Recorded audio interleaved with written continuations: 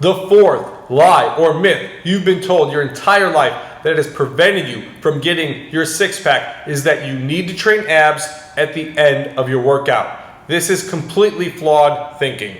Now, this came about because people would work their core, they would work their abs, they get their core very tired, and then the idea is that you would get injured when doing things like squats, or especially like an overhead shoulder press, or bench, or bent over rows, any of those exercises, those multi-joint exercises that require you to have some core stability. The thinking was that you would injure yourself during those exercises if your abs were already super tired and your core was tired from doing ab training.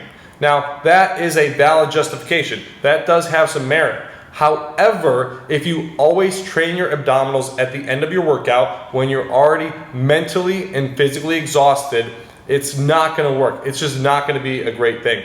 And again, it's because you're either one, mentally and physically exhausted, you just don't have the energy and the focus in order to actually get a great ab workout in, or you're short on time. You need to go, you got to get to work, you got a hot date, you got something else going on, and you're just not focused. You're just not mentally there. You're like, man, I'm ready to get out of here. I got 5 minutes left. You know, you want to hit the locker room and get out of there. You don't want to be doing your ab training. So what can you do about this? Well, I have 5 tips that I'm going to give you that can help you prioritize your abs and get you the six-pack that you want.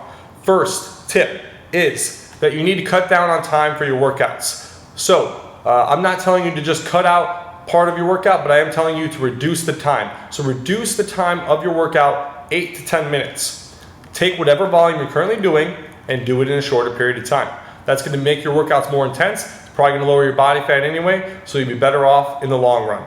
And then just reduce it by 8 to 10 minutes. So if you're doing 60 minutes of weights right now, do 50 to 52 minutes of weights, and that'll leave you a few extra minutes at the end of your workout in order to get your ab workout in. If you're doing 50 minutes already, then again, do 40 to 42 minutes. Whatever it is, just reduce the time of your workout by 8 to 10 minutes. Don't reduce the volume, just reduce the time by 8 to 10 minutes, work faster, and then you'll have an extra 8 to 10 minutes to do your ab workout at the end.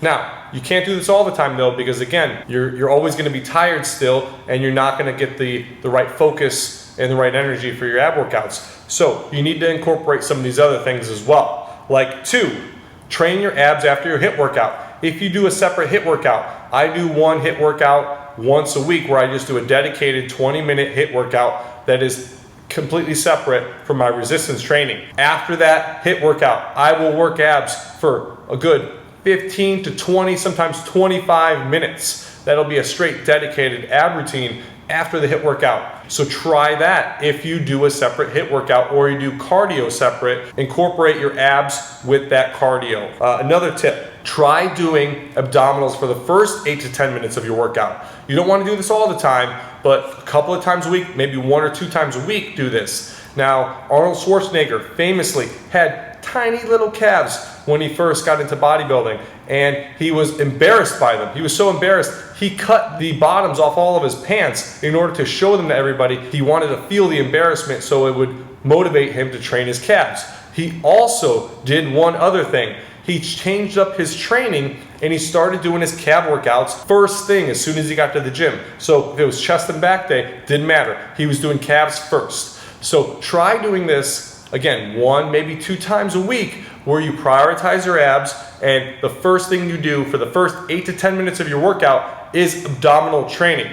Now, that'll be a great warm-up, it'll get you in the mood to work out, and you'll have tons of energy and mental focus to put towards your ab workouts. I guarantee that's going to be the best ab workout that you get. Also, another thing would be to possibly do their own session for abs. You know, doing a separate session for your abdominals can really be beneficial because again, you'll have that focus, you'll have the energy, and you'll also have the time. You won't feel rushed and need to get out of there. So try doing that. Last tip would be to engage your core more during exercise. Now, because of the way the gym culture is with all these machines and stuff that we're all using, we're not engaging our cores enough when we're doing exercises. So when you're doing your dumbbells, your barbells, when you're doing these exercises, I want you to think about engaging your core more. Think about engaging your core and think about tightening those abs during your shoulder presses, during your bench press. during your squat, during your deadlift. Really focus on that more and think about that. And I guarantee you, at the end of 5, 6 sets of squats, you'll start to feel like, wow, my abs are starting to actually get really tired.